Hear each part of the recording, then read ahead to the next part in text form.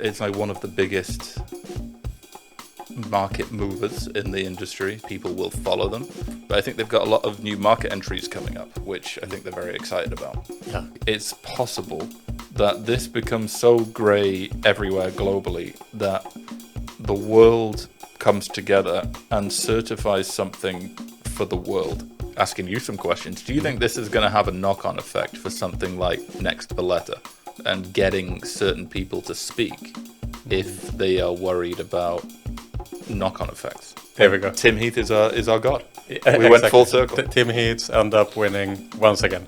He wins. This podcast is sponsored by Pragmatic Solutions, the player account management platform chosen by today's smart betting and gaming operators.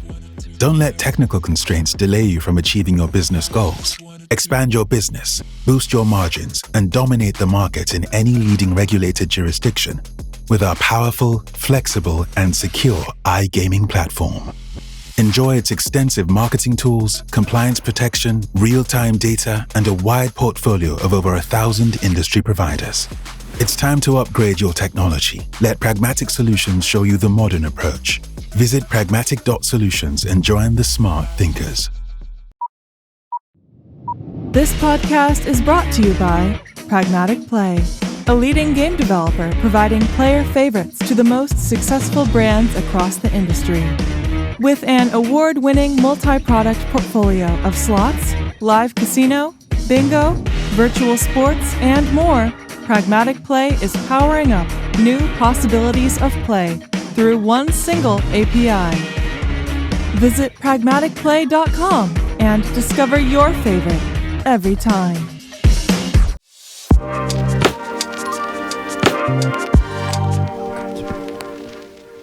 And Phil Pearson's The man behind Next.io. 25 yearly review. That sounds so weird. My voice is not good on ASMR. The 25 yearly review start here with ASMR. ASMR. Yeah, there we go, whispering in the microphone. We'll be on OnlyFans. OnlyFans next year. Yes, We'll host yes, this yes, podcast. We can start charging it for the podcast now, actually. Do we know? I mean, unofficially, I suppose. We'd make some money. Yeah, that's for sure. Well, we gotta start as we start every year, Phil, except for the ASMR now, which is the new trend. But we gotta pay homage to the Jesus, if you will, of the iGaming industry. Can we bring him up on the screen? White Jesus. White Jesus, yes. There we go. That's Look at Tim Heath, our founder and the legend of the industry, who now goes by the name of Slim Heath. Slim Heath, yes.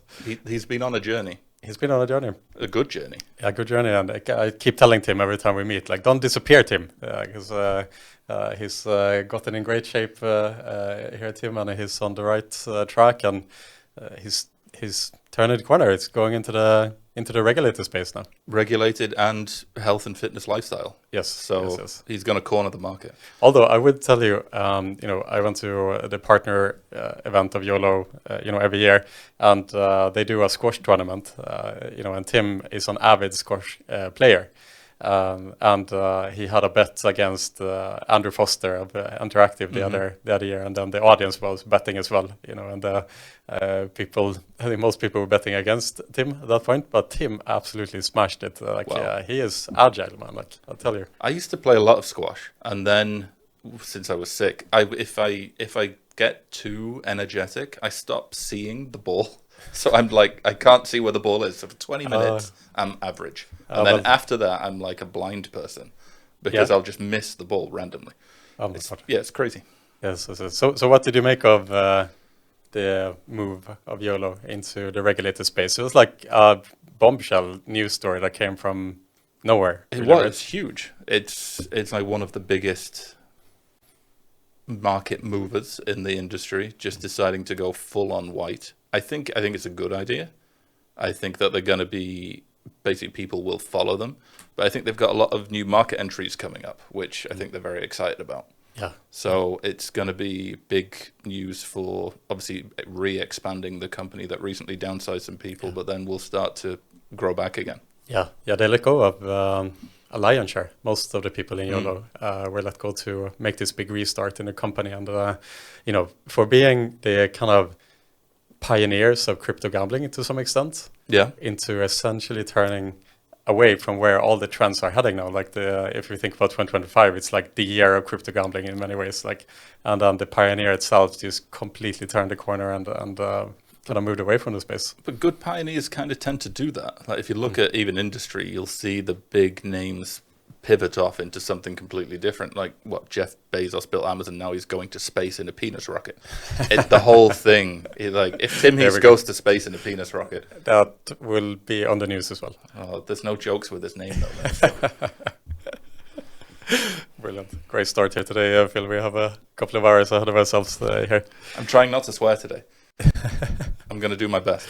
Yeah, let's see. I mean, you are back as well. I mean, you came back from nowhere here all of a sudden. Where have you been? I had a 6-month sabbatical of watching American football, sleeping, yes, and getting a really bad ear infection. That was painful. Oh God. So yeah, but no, that's fine. It was excavated a couple of days ago. It's an amazing feeling. That's doctors of the world. It's either the best thing or the worst thing, depending on your kinks, I suppose. No, it's not. It's like they put a little Hoover in your ear and just Jesus. Everything comes out and you can hear so clearly.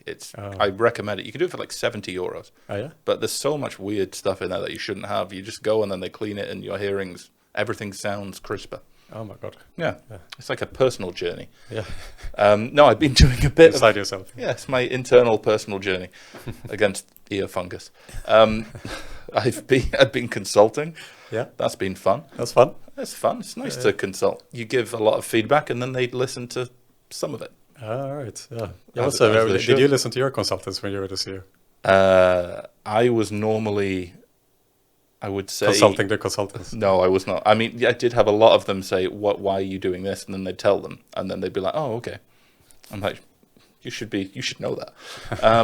So I'd listen to some if it was stuff I didn't know about. So financial or some marketing, or because as much as I market, I don't really do marketing. I just write sarcastic posts and take pictures of other people. So yeah, I listen to people if it's something I don't know about. I think management came up a few times, like different ways to manage different types of people. Yeah. That was interesting. But other than that, I think I had a fairly good idea of what we were doing. And now I'm free. Yeah. It's nice to be free. What happened there, Phil? So, I mean, you had a health scare, obviously, at some point, and you had to kind of slow down as a result of that, right? Oh, yeah, the blood pressure has gone way down. So that's good. Yeah. So, good, it's a sleep. So you're healthy, you're good, you're sleeping, I'm sleeping, mostly. The pills I'm on... too much? Yeah, the pills I'm on for the heart do mess with the sleep pattern. Oh, yeah? So there was, I think 2 days ago, I slept for 2 hours, woke up and could not go back to sleep. Oh, wow. Then napped on the sofa for 2 hours and then couldn't sleep again the next day. It was weird. Yeah. But other than that, health is good. Yes. Eyesight's good. My ear's good. Yeah. Everything's good. We're in a good place. Good. Yeah, I can run again now, finally. Oh, there we go. Yeah. No, it's been a year since I started the medication. I had the appointment. But to finish the appointment, I had to go through the Maltese system of changing my ID card. Okay. Which is a nightmare because... because I'm technically a TCN now, because Britain with Brexit. Yeah. So I was there with the entire population of Maltese Wolt and Bolt drivers. And which is a lot. And can I tell you a funny thing? I was white Jesus there. It was just me. That's right. And a lot of Indian jobs. Let me tell you something interesting. Like Volt in Malta. Yeah. I met the owner of Volt Malta today. Okay. And out of curiosity, I was like, how many like daily deliveries do you do in Malta? What would you guess? Daily deliveries, 4,000. 4,000. Yeah. They do more than 100,000 deliveries a day. What? And their record is like 250,000. They do 100,000 deliveries a day. So when we're in the wrong industry. When you went to the Identità in Malta, I can imagine you were not alone there. I was part of I had a pre-approved meeting at 1:15 p.m. and I was 17th in the queue at 1:15 p.m. and I was the only, I'm going to go with European or European looking. I'm trying to do this in a very racially friendly way. Everyone else was, I would say, Bolt drivers, because I could see they had the Bolt packages, they had the Bolt backpack. There was like 8,000 scooters outside. It was, they're taking over, but they do a great job. They are hardcore. They are hardcore. They work non-stop. Yes. Yes, and actually they are, so they are united as well, the drivers, and pushing for better. They went on strike a couple of weeks ago. Yeah, they were like happening a lot of times, and they are pushing for better terms here, and especially because when it rains, they should get. Sometimes when it's like the weather here is crazy, and they're either burning to death or just they are like sliding the down a heroes. hill. Yeah, the unsung heroes of European, laziness, let's say. Everyone else just gets to be super lazy, sit at home and have food brought to them. But the jobs that they're offered are very weird. 650 euros per month was the average salary. Average salary, it's that low. Yeah, and I was like, is that legal?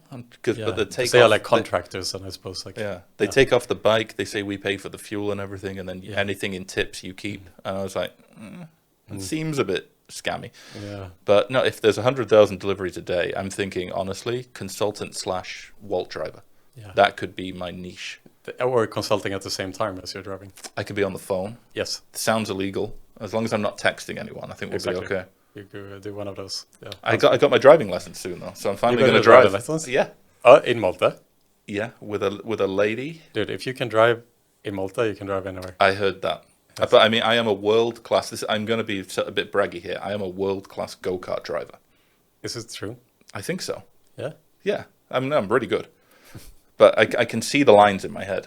Because I've watched F1, and then it's... You watched Drive to Survive and you picked up all the... Never watched Drive to Survive. I don't think I care enough to watch a documentary about Formula 1. I'd rather just watch it.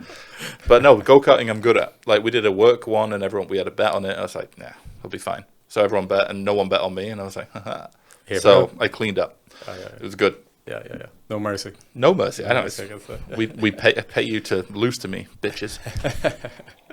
All right, let's keep ourselves on course here. We are like, I don't know, 50 minutes in, and we straight off course straight away. It's like unlike my go-karting. Car wreck straight to the left there. Yeah. Dude, you posted like yesterday that we were gonna do this podcast, and I was like, Alexander Tomic, Aliyah, he posted, because you were posting like, we're gonna make this into like the most viewed episode of the year, and I think Alex, coming just from maybe the biggest podcast that was big in the city. He was like, "Oh, you think you're gonna beat what I just did?" I was like, "It's a little beef there between you and Tommy." No, there's no beef. The man, I love the man. Like I have some nice stories about that man, but I think that interview is important to have.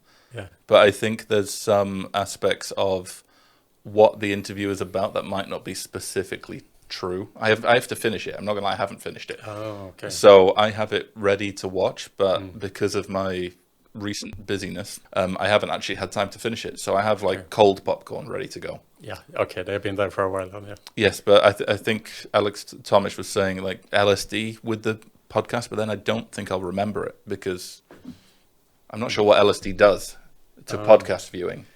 If you were to watch a podcast on LSD, you probably would only remember the last 5 words that someone said. Okay.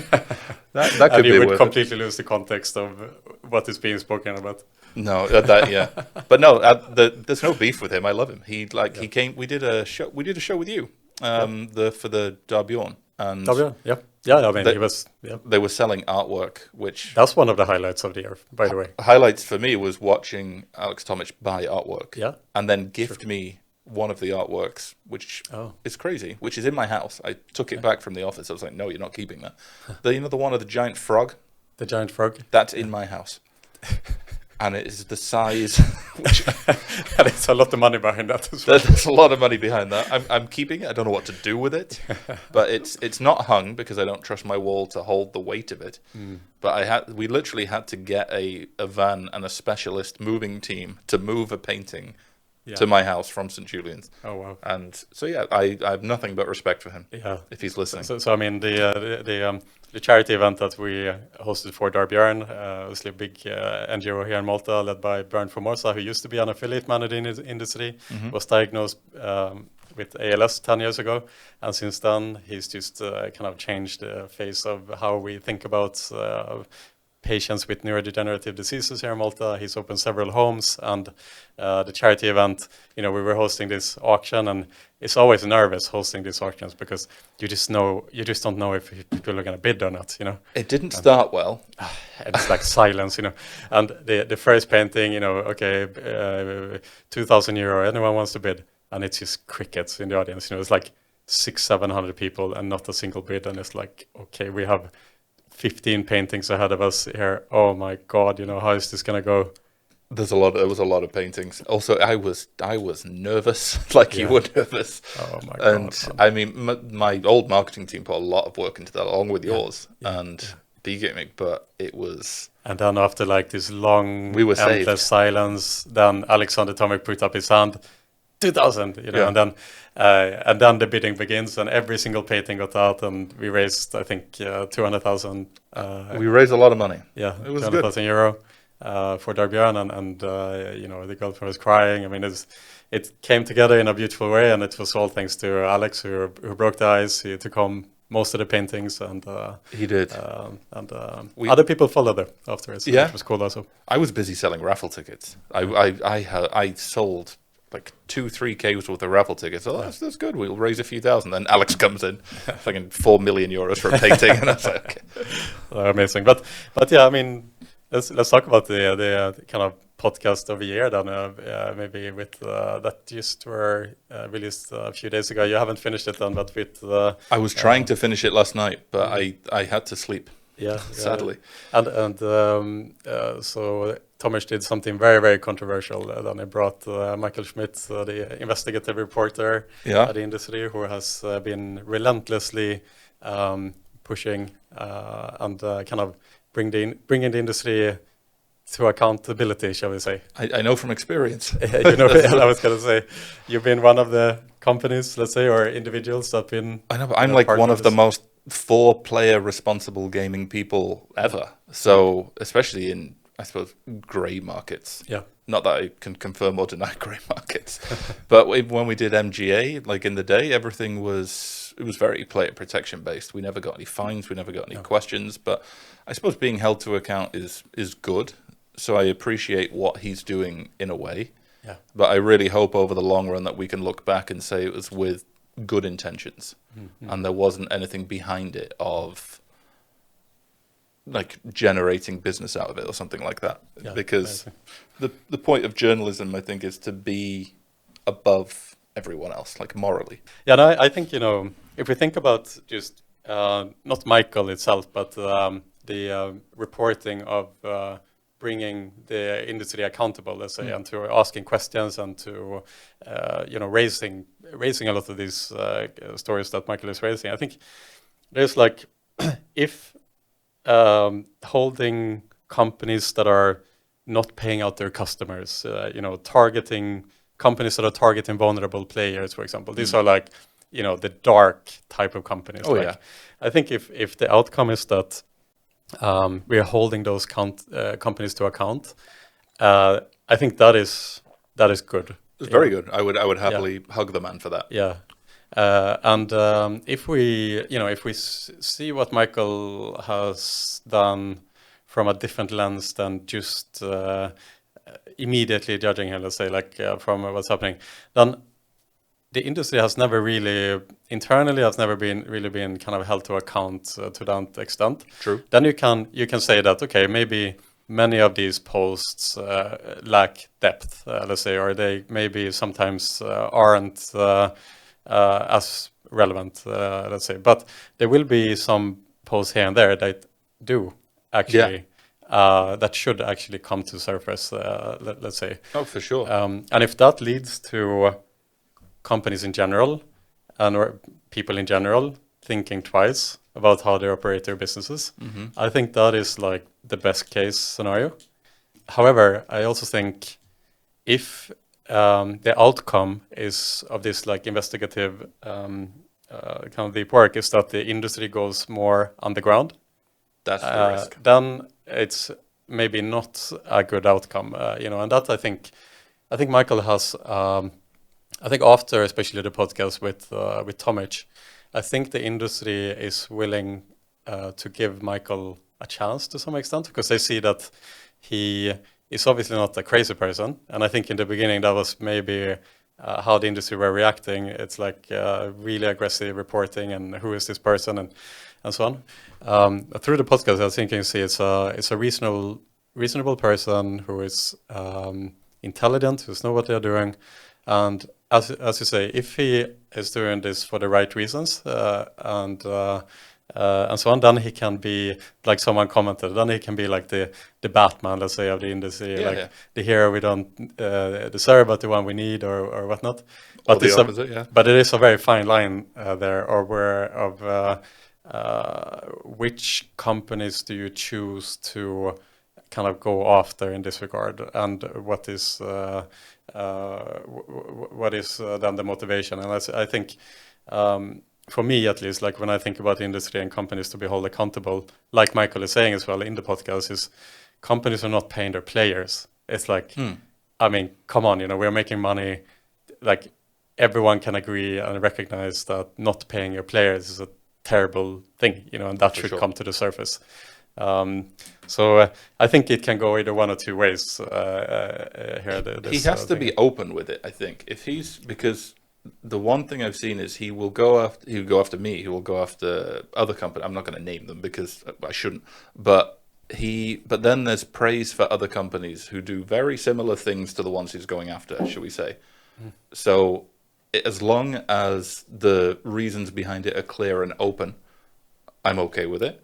But also the problem that, especially the problem that I had, I think I can say this now, I don't work there anymore, is I'm not allowed to reply.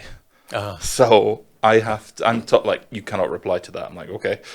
So and I like your LinkedIn fingers. I was ready. I was like, what the was this guy on about? It's like, no, none of that's true. But it's like when a regulator does it, like when the Dutch did it with the MGA, which is still ongoing and is crazy. It's like you can reply to that because it's to an authority.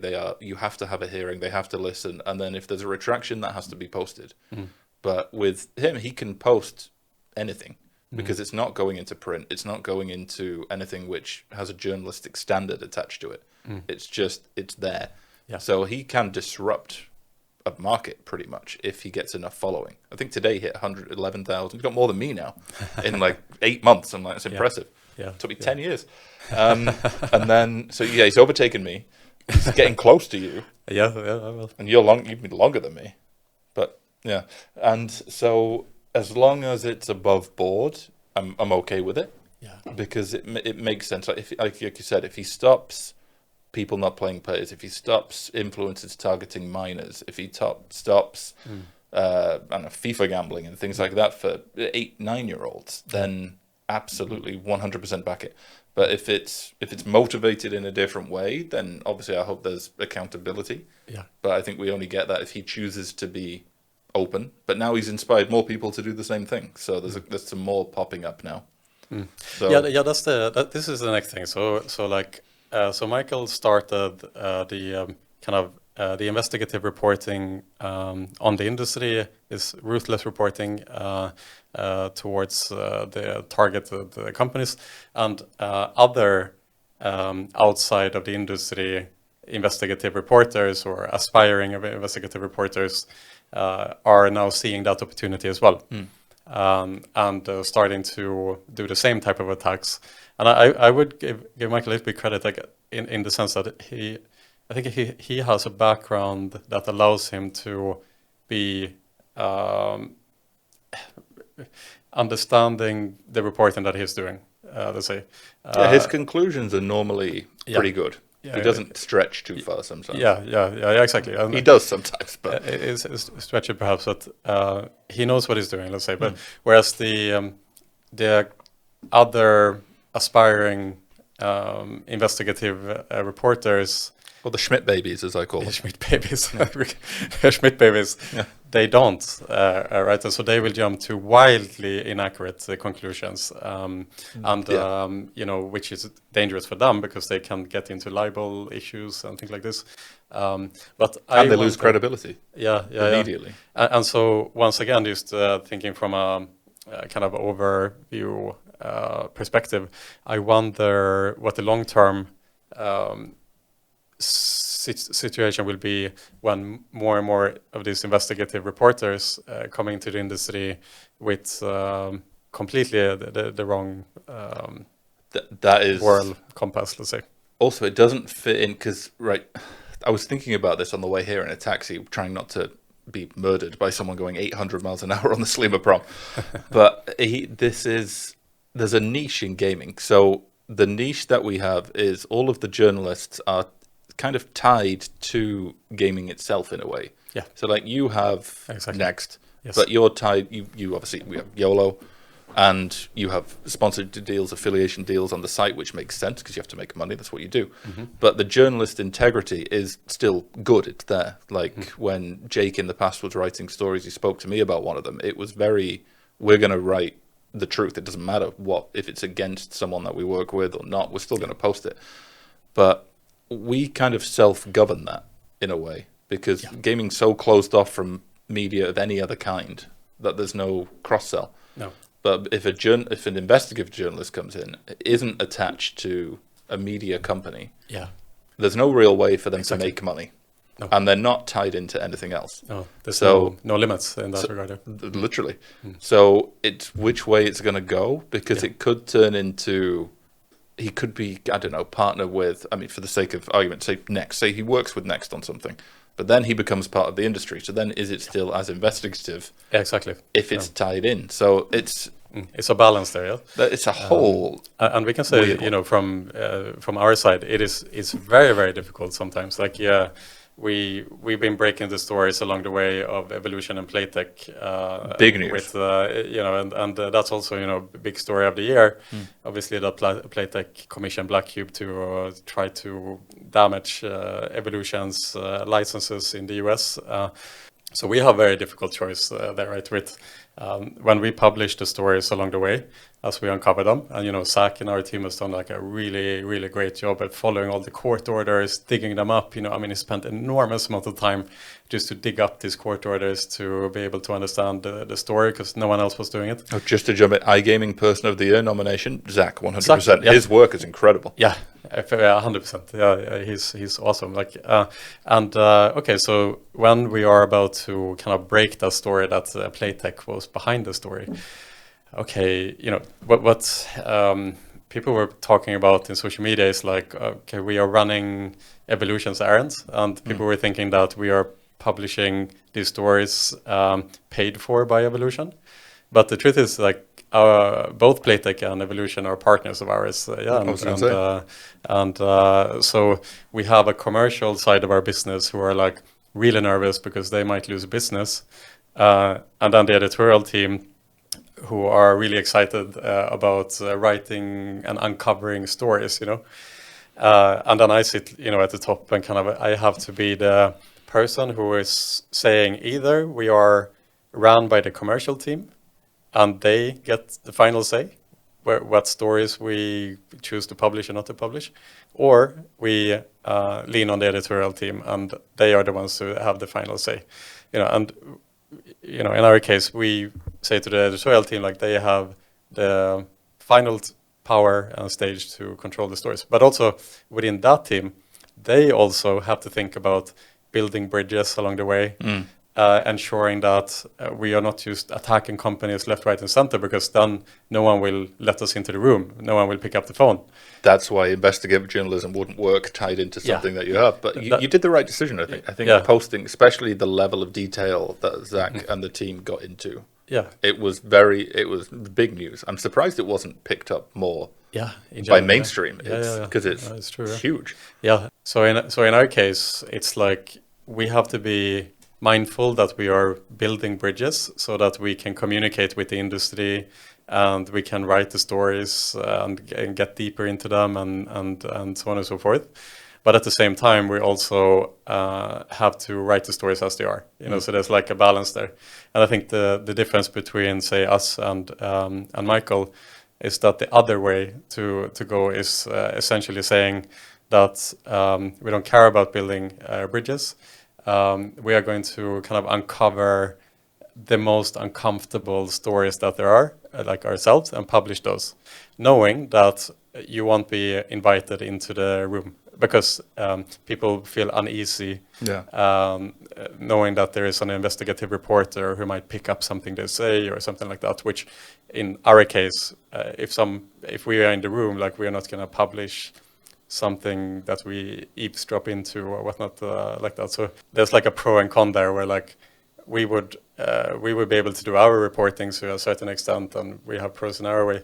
And then the way Michael reports would be he uncovers a very different type of story than we would be able to publish, for example. He's the Netflix documentary maker of iGaming. You could say. He's like true crime. Do you think, asking you some questions, do you think this is going to have a knock-on effect for something like Next Valletta and getting certain people to speak if they are worried about knock-on effects? Yeah, but I think, so this goes back to the kind of long-term, is this a good thing or a bad thing for the industry? I think if the outcome is that people question their decisions internally and they are more careful in how they manage their business, and as a result their businesses are more clean, then I think people are happy to speak on stage and in podcasts and so on and so forth, because they've cleaned up their businesses and they have no reason to hide.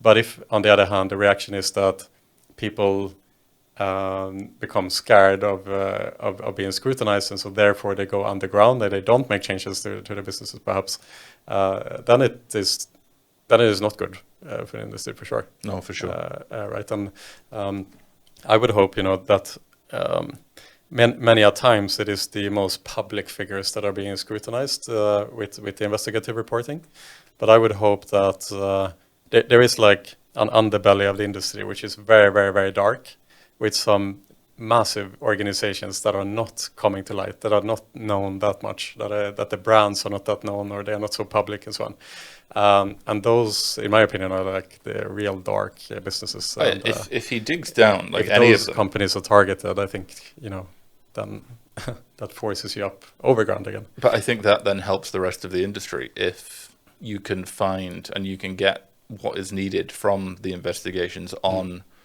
not specifically naming sites, but on the lowest level of gambling sites out there that are being run in a very shady way. I think if that starts coming up, that's definitely a good thing. Yeah. We'll have to come back to this in a year from now and see exactly where we are at that point. But it's an interesting year ahead, that's for sure. Oh yeah, that's behind our paywall though. Next year we're going to be charging. We're going to be charging. Yes, we're going to do €8. the ASMR intro, €7. Yeah, $7.50. There we go. Okay, so one of the traditions that we have in this yearly review, Phil, is of course the Game Studio Awards, shall we call them, like the Phil Awards, the review of the year, what studios have done the best job, worst job perhaps. We should sell sponsorship to these awards. And we completely corrupt them. No, we just take the money, we go for a nice meal, where we discuss who's going to win the awards. We don't take much sponsorship. Okay, I'll invent sponsors for each award. We'll have fun with it. I think we should just become completely corrupted and sell all the awards. Okay, and then we're going to need to probably give some of this to Michael Schmidt so we can get away with it. Yeah. Okay, please, thank you. Yeah. We'll be uncovered. Okay, let's corrupt the awards. At least we have 1 year. Okay. Okay, let's start. So, which, in your opinion, is the best studio of the year? This one, there's a few. So there's a lot of game providers that went in different directions, but I have decided, in my opinion, if you look at I was trying to time it with overall quality of games, along with any level of semi-innovation, but I think, and this pains me to do it because they had an IPO this year, but I think I have to give it to Hacksaw because the quality across the board was good, and the extrapolation, that's my word of the day, of people onto their OpenRGS to build games on their network. Some of those games are actually very high quality as well. So I think on a quality and content basis for the average gambler, those games are pretty good. So I would probably go with them. Wow, that's a big one. And I've never given it them before, but I think they deserve it. Yeah, Hacksaw are up there now. Hacksaw are up. The Hacksaw are worth 2,000 billion or whatever they got IPO. Billion, yeah. It's a lot of SEK. That was the big IPO of the industry this year, was Hacksaw. I can check. It'd be interesting to see how they are in comparison to Evolution these days, actually. It wouldn't shock me if they were higher at the moment. Yeah, let's see. Hacksaw, where are they? Real-time reporting going on right now. Real time. Let's see. They have a market cap of around 2 billion euro. So it hasn't gone down since the IPO. Oh my God! Let's see. They IPO'd. No, they have actually gone down. They have lost 12%. That's not bad. They also have a PE ratio of 14.7. But I suppose after this episode today, we can expect a little bit of a bump after this prestigious little award. 14.8. Yeah.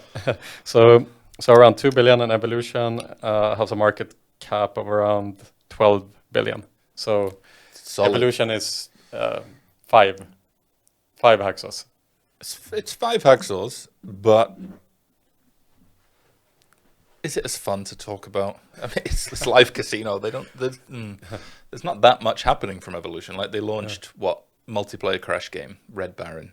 Yeah. But I think the days of Todd developing crazy stuff is kind of diminished a little bit recently. I think he's obviously still a legend, but I don't think there's as much new fun things coming out of Evo recently. Yeah, however, NetEnt did release a good game this year. Oh, they did? Yeah, I think it's about birds or flocks or something. I played it and I was like, that's kind of fun. For the first time since Starburst. Since Starburst. Yeah, I was happy. Yeah. I was like, oh, finally. I just felt like a weight has been lifted. Yeah. So, running the team over there, don't they? The Evo RGS team. Shout out for actually here we go. Making something fun. Are they on the RGS side? Like, are they coming back to some extent or no? I think they have worked some other studios. I mean, I think they've done better. I think selling them now as a package with Evolution rather than separated. Now they have everything under one umbrella, and not charging crazy prices like they used to has really helped them, because I think more people are having it. There's more money coming in, more people are playing, more feedback, and I think they've got some new hires there who are like embedding themselves in and making some decent content. So it's improving. Yeah. So I see good things coming out of the RGS side, and I never praise their RGS side. So breaking news. Yeah. Evolution RGS is coming back. I mean, no, I'm not including No Limit in there because they're always batshit crazy. So they do whatever they want. Yeah, they sit in a separate team. I think they do their own thing. They're on another planet. Yeah. Jonas Tegman and the guys they have their own little corner in the basement where they are just coming up with wild ideas. If they ever make an Epstein slot, that wouldn't surprise me. It wouldn't be surprising. I would not be surprised. But if they steal that idea, 1% for the boys here, please. There we go. Are the other honorable mentions on the best studio? Yeah, I mean, I watched quite a few streams recently to see what people are playing. I've had some downtime, so why not? I think Pragmatic is still going strong. Their live casino product is, I would say, and for the first time ever, I would say the industry's best live casino product. Oh, that's a big one. It's good. That's a big one, yeah. They have, but their private tables for casinos are fast.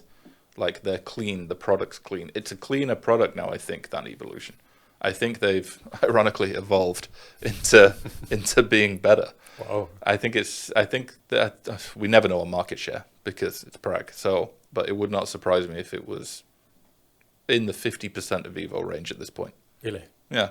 When we first spoke about this, it was 10 maybe. Yeah, exactly. Yeah. But when I left White Label Casinos, it was picking up. Oh. And in the meantime, especially with the promotion, with split after a double after a split blackjack, things that people who play blackjack want to have. I think that they have launched some product that has generated capture of the market a bit for them. Wow. Prague are just eating the market there. Yes. Yeah. Probably the biggest company in iGaming, and we just don't know about it by a long way. Yeah. Wouldn't surprise me if it turned out they owned Stake, and we were like, oh, okay, yeah, whatever. Okay, moving on. Best newcomer studio of the year. This is tricky because how many newcoming studios really are there? I had a look at this. There is a company called Just Slots. Just Slots. They make slots. They're mainly on crypto sites, but I was playing around with them. The UI is very clean. The bonus buys make sense. They're not too crazy. But I think whoever's behind them, I didn't look into it very much. I'm not going to lie. My timing for this was not super long, even though I don't have a job. So it's I actually think that their games are very clean and has something for everyone. There's low volatility, there's high volatility ways of playing it. I think as a studio, as a small studio, because remember we gave this to Print once. It's a similar work up to Print is what they're doing, but I like the content. So I'm giving it to them. Just Slots takers. Just Slots. Hard to say when you've got slots, yeah, don't slip on your tongue there. Yeah. It's a close call, yeah. That's 2026. Okay, what about the worst studio of the year? There's a few. There is a few. This is a prestigious award. It is a prestigious award. So there's a few good ones. I think last year we actually gave Studio of the Year to B-Gaming. B-Gaming, I think I'm fairly sure. They haven't continued their success story in the games as much as they have in real world, in marketing, in presence, in commitment to things. But they'll come back up later when we talk about other things. Yeah. But it's really hard to give one studio the worst studio that there is.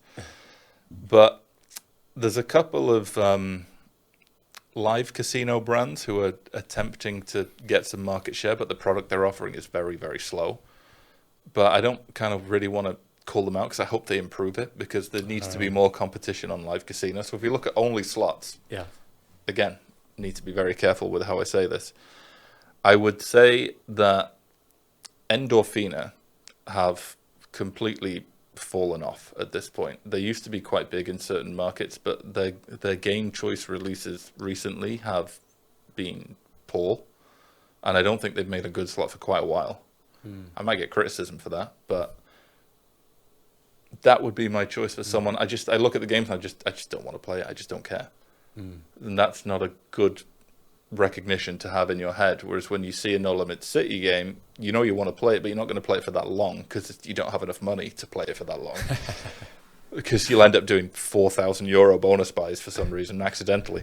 I did that once. So, not your fault. Not your fault. I honestly, I thought I clicked the one for the one above it. I didn't read it. It was like buy balance just in one go. Yeah, it was not fun. So yeah, I think I'd expect more from them from how long they've been in the industry, especially with the waves they were making when they started with some of the launches with back at ICE when the whole you can't have semi-naked people on the stand. That was them. Like they were news. Yep. That was my second ICE.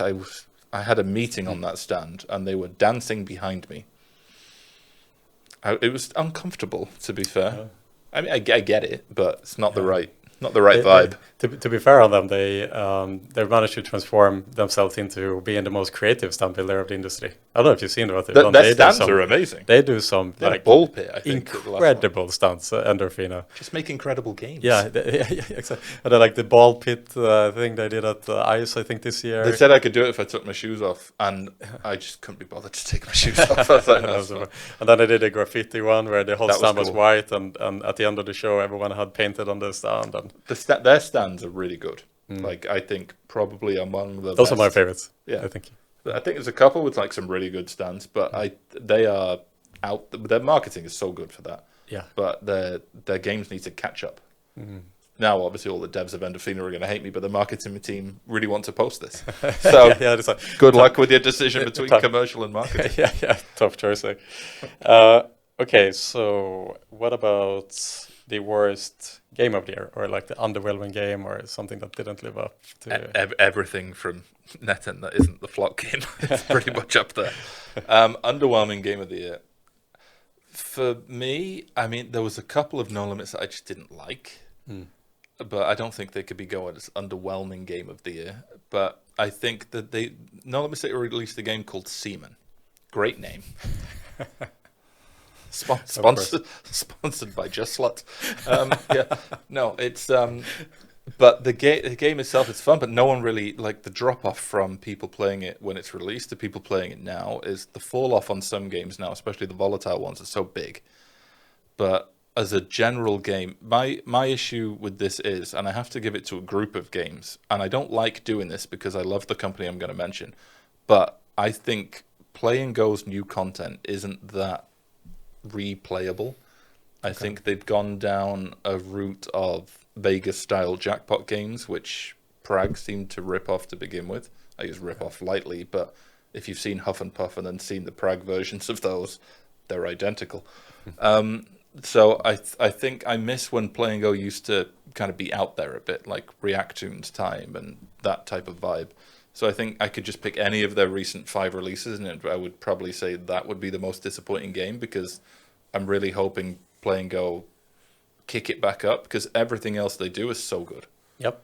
Especially their older stuff, and the way they handle themselves, like the way they don't really target grey, the way they don't include bonus buys, the way it's RG friendly. The maximum spin limit is not 10k like it is on Hacksaw. It's like 50 or 100, and you can't go high enough. You can't ask for more. They're like, no, we cap it. Yeah, they positioned the studio and the business in a really future forward way, where it is this trend we talked about 1 year ago, black versus white, and the industry is kind of separating into two. That's why we wore those. Yeah, you even said we're black, so I did. Yeah. Well, I went on the white side myself. And Play and Go are positioning the company towards that more sustainable, say, it's very regulated sustainable. side. And as you mentioned, not just in the markets they target, but also being more RG friendly, like genuinely RG friendly, and the way they talk about that, and they leave money on the table by not doing the bonus buy feature that players are requesting. And there's so much money on the table for them. I was speaking to Magnus about it when kindly, I mean, I'm going to praise them, but took me to Monaco. Amazing experience. I looked at how much that was online. If you want to buy it, it's like 50k.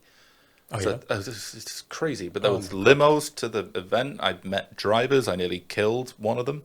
Jesus. I accidentally nearly bumped Fernando Alonso into the ocean.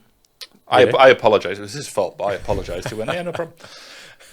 I met Natalie Pinkham, a dream of mine, because love that woman. But it's what they're leaving on the table is a lot, and he even said we're leaving a lot on the table. And I was like, it's a privileged position to be in where you can do that. So they're trying to set examples for everyone else, I think. Yeah. But I think then they have a problem of how creative can you be if you've taken that stance. So I think they have a multi-side. I love the company. I love what they do. Also, I need to praise their account managers. They are very good. Yeah. Like, there's not many... Ahmed and the guys there. Good men. Like, there's not many... Emily. Love Emily. I mean, who doesn't at this point? Everyone knows Emily. Christina as well. Like, she used to work for me, and then she went to Play and Go, and now she's Hotshot AM. It's they take game positioning seriously. Like, a lot of companies release a game, don't say anything. You used to get demos back in the day. Like, people would come in and show you their new releases and say, this is going to be big. So you'd know which ones to put higher up in positions. And that helps the game providers obviously make more money, which helps get better things. A lot of companies now just release stuff. We get an email. That's it. Sometimes we don't even get an email. It's just there's a new slot. It's automatically done. They don't care where the positioning goes. But positioning is everything. Because how often are you really finding new games when there's about 300 games a month coming out? Yeah. That's on average, each casino has 10 per time you have to click more. So that's 30 pages. Oh, wow. Who's really going that far down? Yeah. Not many people. No. So I would say if we can do hot tip of the year, train your account managers to sell the games and get positioning. That's all that it comes down to, right? I mean, even if you have the best game in the world, it doesn't matter if you are not if you don't have a commercial strategy behind it. So. It's just, but some of the games are really good and get hidden, and some of the games are terrible, but they get positioning, so people play them. Like Prague are great at this; they get top positioning for everything. Like they make deals for. I mean, I don't know if I can mention deals we made, but I will. I don't care. So I don't work there anymore. We had deals for like we get 30% off the portfolio if we do certain things. So we did those certain things. We get a percentage off. It wasn't the portfolio. It was off specific games, actually. Okay. Don't want to lie, because then they would shout at me. Everyone's going to start asking for portfolio discounts. They're going to be, no, he never did that. So we get a discount on the games. We had to promote them on certain pages in certain places. So we kind of sold our top positions for discounts to generate extra revenue to then pump into the next project. So I think more people jumping on that, more game providers offering this type of deal, especially through aggregators, which doesn't happen as much. Okay. Really benefits everybody. So positivity for the year. Let's do some good account management. Yeah, that's it. And the one thing that we left out here is the live game of the year. I'm giving it to Prague for double after a split blackjack, because I like blackjack. I played it. We went to Vegas. It was like one of the only games we played, because roulette's just 3 zeros. I'm not being scammed by all the zeros. Yeah, Jesus. But playing it like how you can live, so much, like the RTP swings in your favor like quite a bit. So being able to have the balls to launch that and make the house edge basically zero, but on a big stake game is big. So I think having the foresight to do that is a good thing. So I'm giving it to them, even though it's not a game really. It's just adding one button. Yeah, it's good. It's really good, because it means they took market share by just adapting a game they already have and adding one thing. Yeah. But it's so many streamers play it, so many big money gamblers play it. I know a guy who plays very high stakes poker. He's like, oh, I only play that game on Prague. That's the only game I play online is proper blackjack. Okay. So they got a guy who lost 2 million last year to play on Prague by doing that one thing. Wow. Jesus. Free 2 million.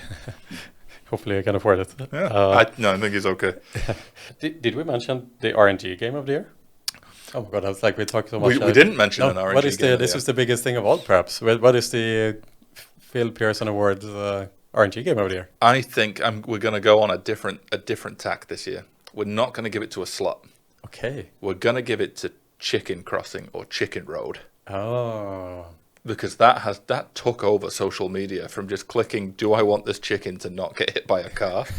And now it's everywhere. It's everywhere. Weirdly addictive until it's boring. But I think for what it did for socials, I think that is quality. Wow. I know it was ripped from like Roblox or somewhere, but it was... Yeah, it's so good. Yeah. No, it's like one of the social games that you'll find on the App Store, the classic one. I think they came from there. Yeah, I think that doing that was clever. There is the game studio mentioned. Game studio, we did mention. As in the game studio of the chicken game. Oh no, it's mostly in house. So like I think Rubet did it first, but they made it through someone. As a house game. And then Stake have a version, and then Shuffle did their own version. Right. So basically, it's all the crypto sites have it. But I think if it goes fiat, I think it would do pretty well. Yeah, it's again. Okay, if we move into the other awards, so I mean, this is maybe the most prestigious award, which is the freebie of the year. There's fierce competition in this category, so be careful here. I have spoken to many people, because we had a call. We had a call yesterday. Yes. So yesterday afternoon I spoke to 4 people, asking them what their best gift of the year is, and all 4 said the same thing. Oh wow. Yeah. What is it? They got given a NutriBullet and a popcorn making machine. Okay. That's good. Which is pretty good. Yep. But all of them said this. And one person said, I got a really cool cookbook and a vegan-friendly recipe ideas with some product. Okay. So those are the 2 that I've got. So the vegan-friendly cookbook thing and everything, which came with chocolates and all sorts, was from B-Gaming. And we circled back around. And the NutriBullet whole healthy kick vibe, some people got a lot more stuff, was from Prague. That was from Prague? Yeah. So those are the 2 that I have on my list of 4 people. I mean, the trends are clear. It goes towards health and wellness these days. Health and wellness, and not a Christmas hamper from that orange company in St. Julian's that everyone gets the same thing of every year. Is it Cleland and something? Cleland and Sushi. That's them. My God, undisputed. I have given so many of them away to people. I gave one to someone in the street once, because I had 4 of them. So I don't know what I'm doing with this. It was the last day of the office. Everyone had left. And I was like, oh, shit, we've got all of these hampers. So I just gave one away to a random guy outside. I'll throw in my freebie of the year. Yep. I think Redcore jumping on the Labubu train and doing a branded red core / pinup Labubu original. That was have a the Labubu? freebie of the year. There were some other companies who did fake Labubus. Mm-hmm. They were okay, but red core / pinup, they did an actual Labubu, actual branded, and they actually shipped it. And I got one of them, and I gave it to my niece, and I am now the favorite uncle in the family. You said on the call we had yesterday, you said, I'm going to mention Labubas. Do you know what they are? And I was like, I know what they are because of South Park, but I know what they are. But the fact that they've gone, that is very good. Yeah. So I think you should give the award this year because yours are better than mine. I'll give it to Pinup for the effort of not just getting a fake Labubu, not just getting a Labubu, but getting an original Labubu branded Pinup. There we go. Pinup Labubus. There we go. And I mean, Labubus in general, I think is something even more there that is relevant to the industry. I mean, Labubus are basically gambling. Yes. I mean, it's mystery boxes. Yes. You buy this mystery box Labubu. It could be a rare Labubu. It could be a normal Labubu. There are different colors, different series. You unpack it, and here's your Labubu that you've now bought $100 for. They look like shit. If I'm honest, if you look at the Labubu, what is the what is the thing about Labubus? I don't get it. Other than it's the gambling part of your brain that is awakened when you buy the mystery box. I think they got that right. It's similar to Pokemon cards. It's similar to everything. People want uniqueness. Yeah. In a world where nothing is really unique now anymore, I guess, because there's so many of us. But it's coming from mystery crates, FIFA, Pokemon cards, any kind of trading card now, small, fluffy. I can't even describe what it is. It's just it looks kind of crap. Yeah, but it's like the normal world and the gambling world is like converging, and there's like imagine this like Venn diagram where in the middle between the normal world and the gambling world you have all these like gambling like products. Yeah, we've got Counter-Strike, we've got Pokemon, and we've got Labubus. Now think about this. So if you want to create like labububet.com, imagine you buy a Labubu and you unpack it and you get a Labubu that has a value of say $150. You paid $100 and now you got a Labubu, a rare Labubu worth $150. Imagine now you get a choice by labububet.com. Do you want to keep the Labubu and they have to send it to you? Or do you want to cash out and you get $140? But this is basically hype drop. It's basically drop game. Yeah. It's just drops with Labubus. So I think that might already exist. This is the next topic of today, which is great product. And I would love for Gian to put in like a noise in the background. Great product. Oh my God. What is that? Because to me, the great product is the big trend of 2026. So the Americans, if you think about how they view the market, for them, there are three types of gambling products in the US. There are the regulated sports betting and online gambling operators, the FanDuels, the DraftKings, we all know them. They are the black market operators, the Bulldogs, the BetUS, we all know them. And then there are the gray, but not the gray market, the gray product companies. Which is legal but not legal, but legal. Which are legal. They fall under different legal frameworks. So for how long? So that's the question, yes. But they do fall under different regulations. So Sweepstakes, you can imagine they fall under the Sweepstakes legislation in different states in the US. Prediction markets, obviously the big thing of 2025. Love a prediction market. Kalshi, Polymarket, Crypto.com, Robinhood, all these guys from the crypto side are now moving into our space, offering sports betting-like products. DFS 2.0, which is based off of a loophole in the Eureka 2006.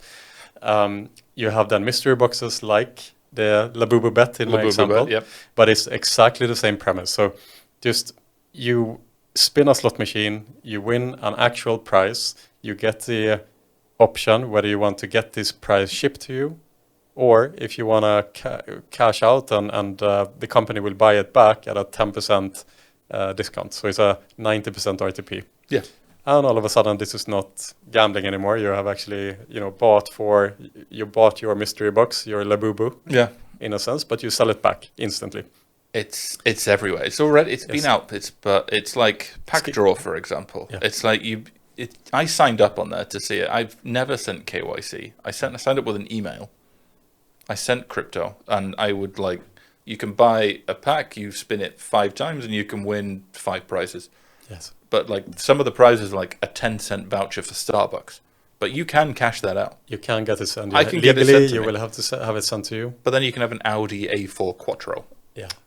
Or you sell it for the price there, and then you can withdraw the crypto, withdraw the cash, or respin everything. Yeah. I don't understand how that is a thing, but I don't find it that fun, so I've never really done it. I tried it once, and I was like, okay.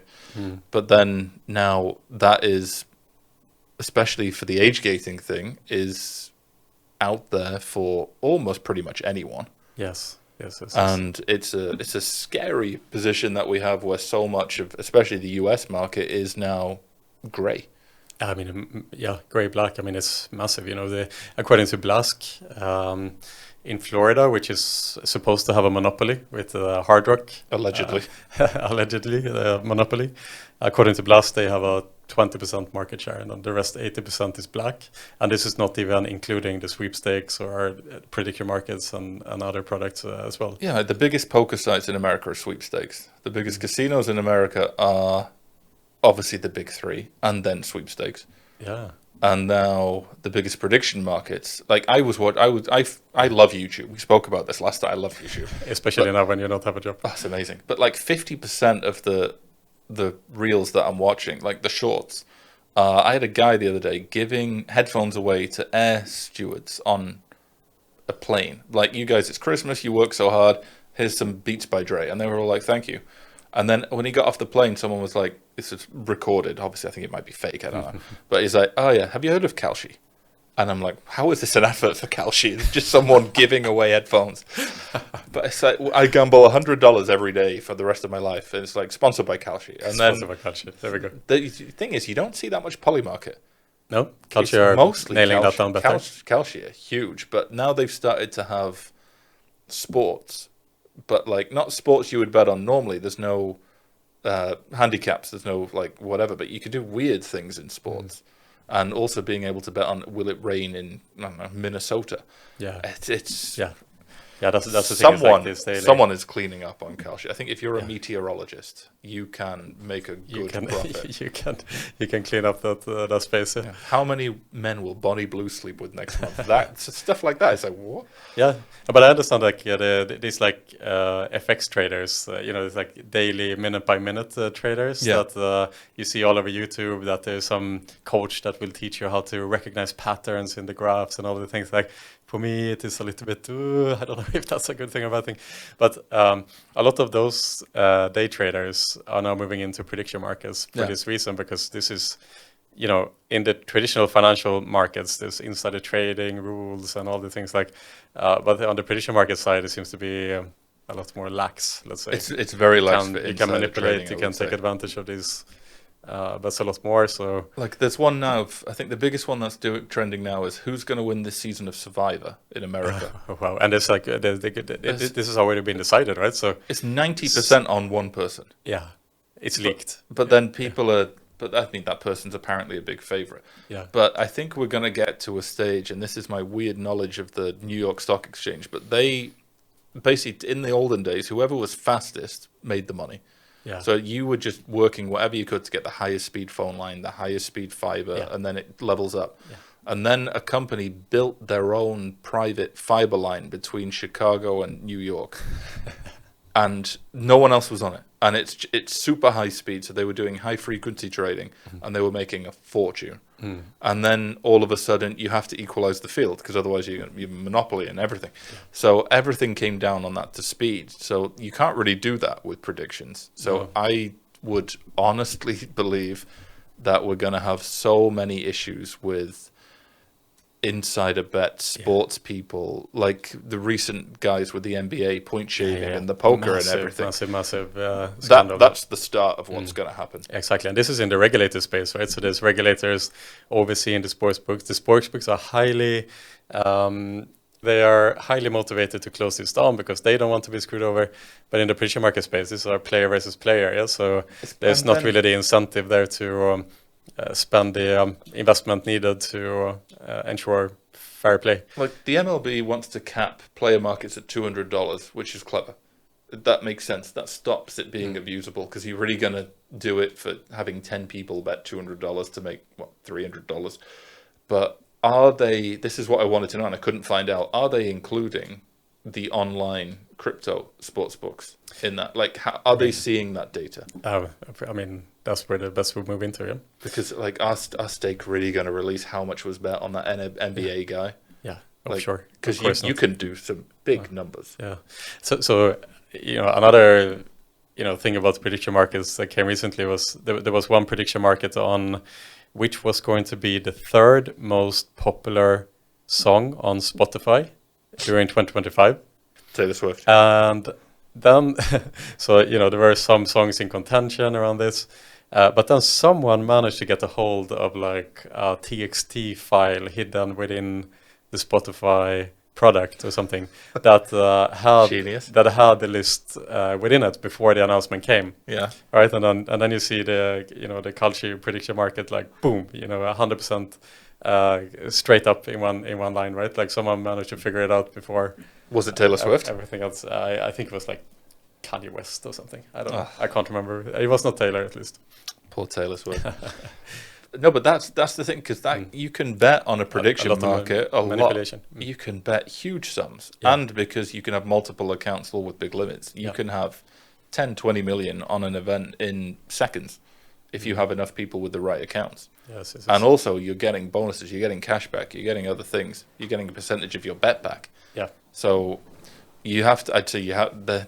I don't know if it needs regulation, but it needs.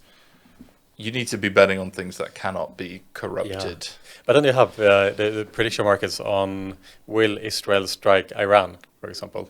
And so, before the strike happens, like in Israel, a lot of Israelis kind of knew this was going to happen. Yeah. And, obviously official sources that you can get rumors so on. So the odds were being more and more skewed towards a yes, essentially. And that's where, as a bettor, you need to be thinking, it's like, could this market be manipulated by people with insider information? And like if there are those type of bets, you probably should stay out of those markets. Also, I would generally advise anyone, if they have any morals whatsoever, not to bet if innocent people are going to be murdered. That's probably another consideration as well. Yeah. We should maybe, hopefully, Calcium Polymarket will get rid of airstrikes and anything to do with Pete Hegseth. Just get rid of it.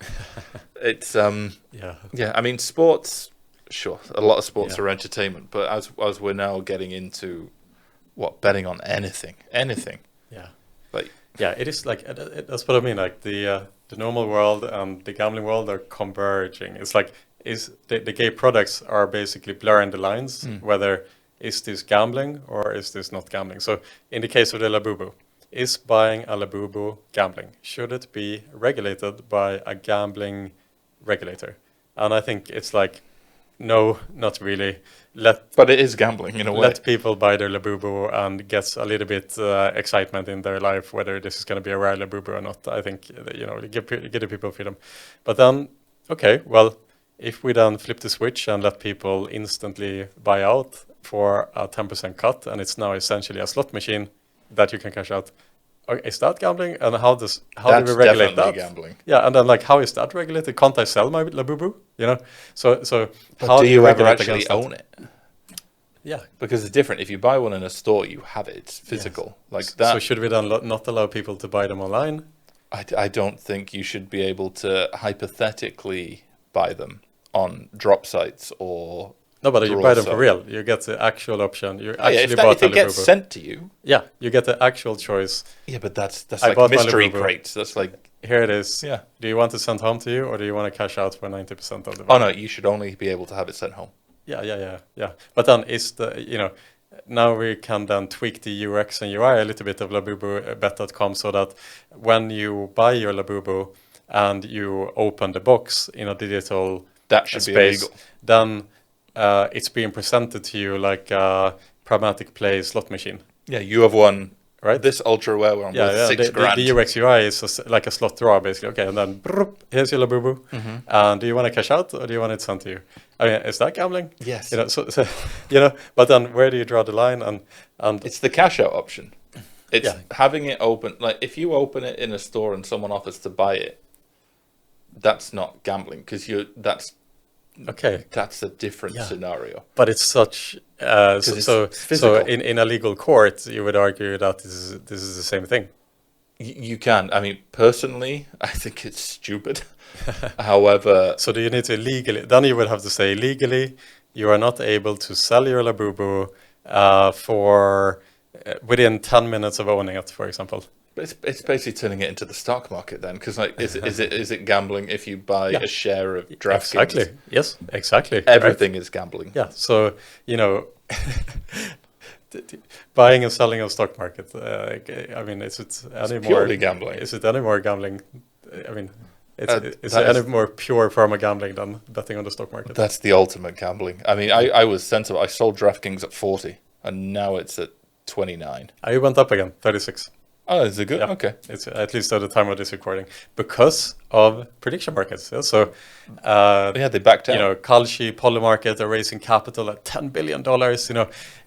Institutional investors got shit scared that this is going to crash the sport betting market in the US. Yep. And just based on that, not even that DraftKings have posted any like bad financial results or anything. No, they're pretty They good. lost like 50% of their market share, based off of the scare that investors had of this product that they didn't know anything about, other than companies are raising capital at a high valuation.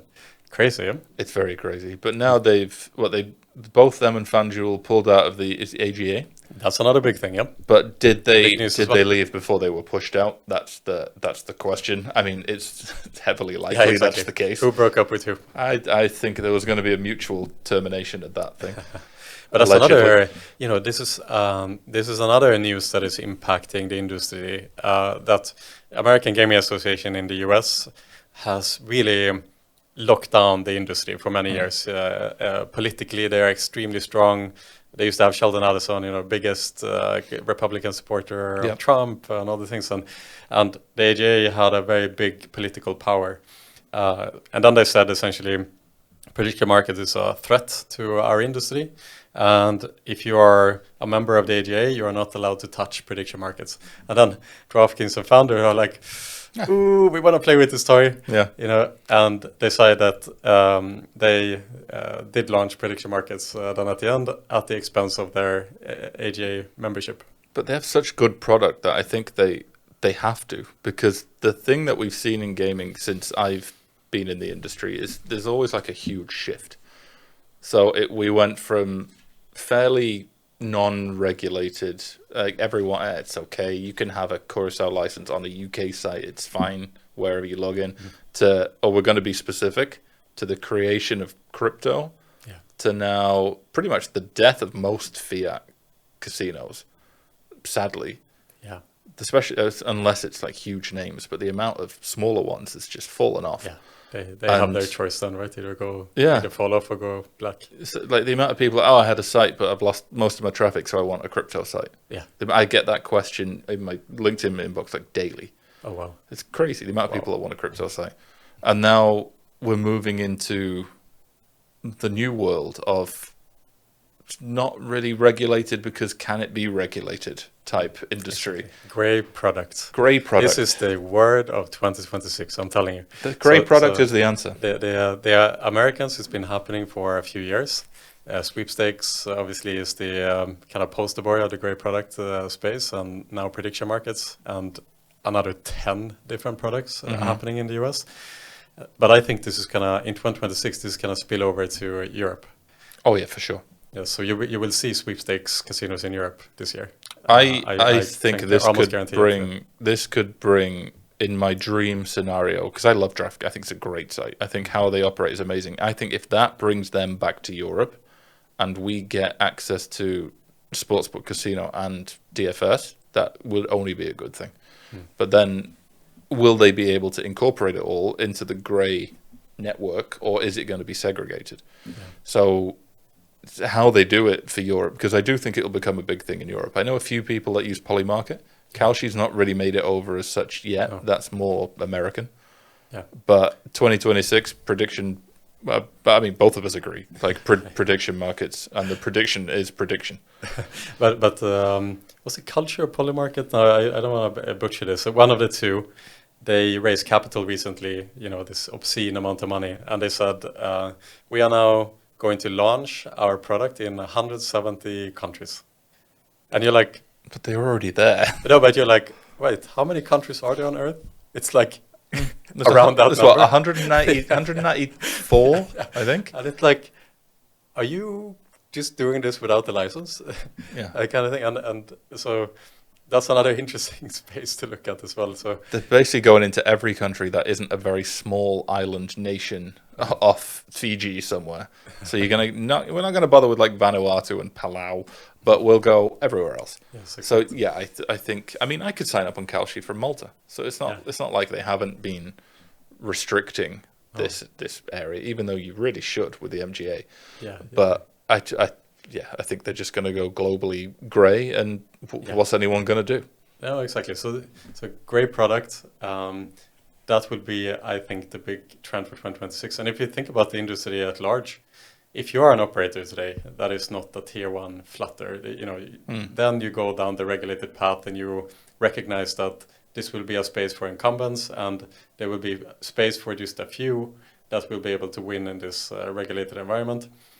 Other than that, you have the other two choices is crypto, go black. Or super targeted. I think there's a third option. I think super targeted to a niche. Or you look into the grey product space, which essentially is going to leave you with a legal option that you can sleep a little bit better about. And long term, depending on the product that you choose, you might have a better long-term perspective. But that's going to kill most way of doing, like the standard option since 2015 to 2023 is startup, VC, grow, exit. That's generally the plan. You're not really going to be able to do that with a grey market site. You can't really do it with a crypto site. I mean, crypto casinos are raising obscene amount of capital behind the curtains, right? But they can't really sell them. So they're become more dividend businesses. They're dividend cash cow businesses. Yeah, exactly, which is not too bad either. It's not too bad, Yeah. but a lot of investors will be happy with. But a lot of crypto casinos don't have the option of being set up in that way to get VC into a cash cow. You normally have to go private, because if there isn't an option of being sold and everything's in crypto, you kill off your traditional approach. Like the bank side's gone, the investment side's kind of gone. You're into private equity at that point. Yeah, I know because I've been talking about it myself recently for something I'm doing, which is secret so far. Okay. We'll talk next time. Next year we'll review that if it works. Yes. But it's the way the world's adapting to everything being grey so quickly.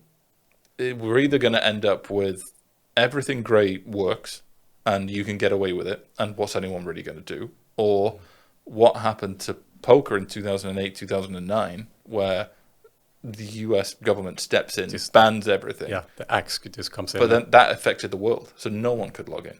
Oh. So we were all locked out for months. Yeah, like balances. Full tilts for years. Yeah, full tilts. Yeah. They still owe me money. They do. Yeah, even after PokerStars. Like $120, I'm still owed. God damn it! I know. It's bad times. So that could be the other outcome, which is that everything gets stopped because someone with any sense thinks this cannot be good for humanity. No. And to be fair, it's probably not. Yeah. So looking at the crypto casino side of the industry, and Tim's reaction to what he is seeing is like, okay, hold on a minute, this is going way too far. And it's like we talked about in our podcast, it's like the boiling frog problem. It's like if the frog starts off being in lukewarm water and you heat it up, it will stay there until it dies. If you drop it into already hot water, it will jump out straight away. Exactly. But if you're in it and the water heats up, at one point do you exit? Tim managed to exit in time, let's say. I think so, yeah. But if we look at the crypto casino industry now, it is like going very far now into the black and into the non-KYC and there's a lot of big ones. And there's big companies now. I mean, the numbers that they put. There's one guy that posts on LinkedIn the numbers of deposits for each site. Like, there's one guy who jumps across from one site to another. He's just one person, and he deposits 13 million a month. Oh my God! And I was like, Jesus Christ. So, but that affected one site to go from 10 million deposits in a week to 23. Because he put everything, just one player. It's like Mattress Mac. It is. Do you remember Mattress Mac? It is Mattress Mac. He affected Kinder's entire quarterly report, when Kinder went to the US and the legendary Mattress Mac deposited and won, sending Kindred's US online sports betting prospects down the drain. Was that on Houston, I think, the bet was? I don't know. Fairly sure Mattress Mac, it was betting on Houston to win everything. Mattress Mac is in crypto. He is now, to be fair, that wouldn't be surprising. But like the amount of money that goes into the big, I mean, I was going to say the big 5, but now it's more like the big 15 casino sites. The amount of money is monstrous. It's like, where is all this money coming from? Yeah. Because back in the fiat days, like you look at Bet365, because they publish, there's not that much there. So the money's all coming from somewhere, and ironically, at the same time, everyone is complaining about a cost of living affordability crisis. Right. But there are some it all dark goes one way whales out there. There's some big dark whales. In the crypto side of the industry, it's all about capturing the whales. Are we just high rollers? Are we just giving an opportunity for that guy who's worth $2 billion? He's like, I really want to gamble. I can't be bothered going to Vegas. There's nowhere online I can play for this stakes. Exactly, you can't deposit that much money. But then there's like a next level of this where a lot of the crypto casino entrepreneurs are becoming super aggressive, right? Like against each other, right? So very aggressive. We spoke about like Monarch of Duel and these guys. Like, are you following the Twitter wars? Like, this is crazy, right? He is. I mean, he started like this history I actually know a bit about. He started in Counter-Strike Go, like offering skin.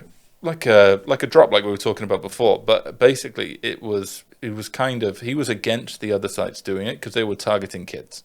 So he went to war with a guy called Killian who has CS:GO Roll and CS:GO something else. My friend Seb taught me a lot about this, so I was listening like, okay. And then he basically had a Twitter war with them, and then they sent police to his house. So he basically got a lawsuit to get private security paid for by the other guy. Oh wow. He was in everything, but he is. I mean, I don't want to be rude, but he is just batshit crazy.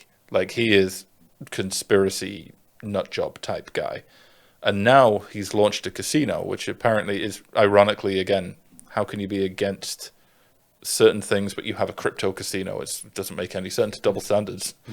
And then now he's playing high-stakes poker around the world. In the last 2 months, he's lost 21 million euros. Oh, wow. Yeah. In heads-up games. And he's playing, like, good. Like, he played Doug Polk, like the #1 heads-up player of all time. He's played, Jungle Man, Dan Cates. Yeah. Like, probably best cash game player of all time. And he's just giving them 6, 7, 8 million euros. Well, what? This is what they do. It's just a lifestyle of create some controversy, make some money, and then just do stupid shit with it. Yeah. And then this turns into the Twitter wars, right? Where Monarch launches Duel, and some of the other crypto casino founders are creating these like really vile attacks. Yeah, I guess Monarch like creating like fake AI videos of Monarch like throwing firebombs on people's houses, or like to discredit them essentially, and to show that this is not a legitimate site or whatnot. Like, it's like really, really, really vile things in that world now. It's a horrible side of the industry, because you've also got Monarch got Andrew Tate for Duel recently, which is another thing. I mean, some people like him. I'm not one of those people. I kind of hope he would still be in prison if it was up to me. But then you have people like, it's also interrupting esports now, because one of them went on stage at an esports and started vandalizing the trophy to promote a casino that was against his casino. I was it's like, but this is in front of 80,000 live streamed people who are betting on esports. It's the industry as a whole has gone. Imagine that side is going completely. It's a frat party. You know, in America where you go to like frat houses in college, and it's like Sigma Beta whatever, and they have these like huge events where everyone gets wasted and throws up on each other. That is the industry now. Yeah. It's 10 p.m. at that party is how people are acting. It used to be like people in suits going out. We'll have a meeting. Timothy Heath, Fun Fest Fair. Timothy Heath, like, yeah. But now it's just Tim. It's T-Dog. No, it's T-Dog. It's T-Dog now. T-Dog Heath. Yeah. Just rocking up with a 6-pack of, I don't know, Sambuca or something crazy, just lighting it on fire and just firebombing people. Yeah. It's like a weird version of a war from drunk people. That is that side of iGaming. It's like the culture in the crypto world is like the degen mindset, where the more crazy things you do with the most amount of money, the more respect you get. So like one of them set fire to a yacht. Yeah, it's like it started on like Wall Street bets on Reddit, right? Where like when you post there about your like stock trading, what gets the most cred is if you can show that you had, hundreds of thousands of dollars, you put it all in one company and it went to zero. Yeah. It's called lost porn, right? And that's like the degen way of doing things. And it's like that's the way to get creds in the crypto community. Diamond hands, regardless how much it goes down, just diamond hands, hold on to it, don't sell, because if you sell, you're a pussy kind of thing. But that's the huddle crowd. Yeah, and it's like it feels like the deepest in that mindset is like the degen gamblers, than which if you gamble for obscene amount of money and you throw all these things around, that's how you get most creds in that culture. Yes, and that's why like in the crypto casino in those corners of crypto casino world, the word responsible gambling is like there is no word. There is no word for responsible gambling, because it's like for them it's all about being degen. Like this is what you're there to do. You're there to be a degenerate, and that's what gambling is. And that's what the ability to be degen is like a sign of strength. It is. It's what gets them followers. It gets them. It just gets. It's the credit. You're right. It's the credit of doing it. It's the amount of people that are like, oh, I love this guy. He lost 100 million. It's like. How is that? If what Lehman Brothers lose 100 billion, like 2008, it's like no one looks at them and goes, yes, respect. Everyone's like, you fuckers. You fuckers. So I had to do a swear, because they basically killed the whole world. Yeah. They destroyed the industry. Yeah. For 4 years afterwards, the housing market, everything went to utter shit. Yeah. And now the crypto people are doing it for fun. Yeah. Like affecting other people's investments as well, just for fun. But it's akin to in the real world, someone jumping from a plane in you've seen these like jumpsuits, Oh yeah, where the they jump flying out squirrels. and they fly between cliffs, and in this like daredevil that thing, narrow. Sponsored by Red Bull. Everything is sponsored by Red Bull. It's like kind of similar, but in the gambling space, you don't put your health at risk. You put your like financial. There's going to be so many broke but it's like the same millionaires. We're going to have the world's highest like concentration of people that used to be super rich that now just live on a street because they don't know what to do in the real world. They're going to go bankrupt by doing all this stupid stuff. Yeah. And it's the only people that win in the end are normally the people with the most money or the people who predict the future. Like that's it. So I don't know if there's a movie called Margin Call about the thing. Like that's a good movie. That's an amazing movie. Amazing movie. Like the first people out are the people that won. Everyone else lost. That's going to happen to crypto at some point. Yeah. But all these huddle people are going to stay in and stay in and stay in. But it's kind of worthless. A lot of the coins are worth nothing because you can't do anything with them. It's a fake market propped up on a real market. Propped up on a fake market, propped up on a real market. So if one of those pillars goes and everything falls apart, the world goes back to like 2016 really quick. That's the thing. There's trillions of dollar market cap, and if the hammer comes down at some point, which it doesn't look like it's gonna come down in the next 3 years at least, with the current administration in the US, which is very crypto friendly and crypto influenced and so on. Yeah, Trump has basically enamored this and created this being good, because what he did, like how he's personally benefited, he's made $1.5 billion from his own coin whilst being in power, which is just morally just incomprehensibly wrong. Like it's crazy. And now we've got this being promoted to other people as being a good thing to do. And somehow that's going to be the way that people want to live their lives. People want to get into it. We have come a long circle from people wanting to be engineers and rocket scientists when I was born. People in Sweden wanting to, I don't know, see the sunlight for the first time. That's what we used to dream of. Like people in Norway not wanting to be fair, Norway's a bit lazy. They get, what, 4K a month for being unemployed in Norway? It's crazy. Yeah. Norway is like the most affluent country in the world. I wish I lived in Norway right now. I could actually retire to be You know that the Norwegians could crash the whole economy as well if they owned something like 4% or 5% of all the world's publicly traded companies. If they would do sell-off, they could also create a little... They also have that little underground vault where two versions of every seed ever created is in an underground vault. Yeah. So all just blow up that, and then everyone's like, "Oh God, okay." So if the asteroid hits, we can't repopulate anything. You want a tomato? Nope. And to be all Norwegians. I mean, there's nothing wrong with being a Norwegian. As long as you're not Finnish, we're all happy. I'm joking, Finnish people. Not really. No.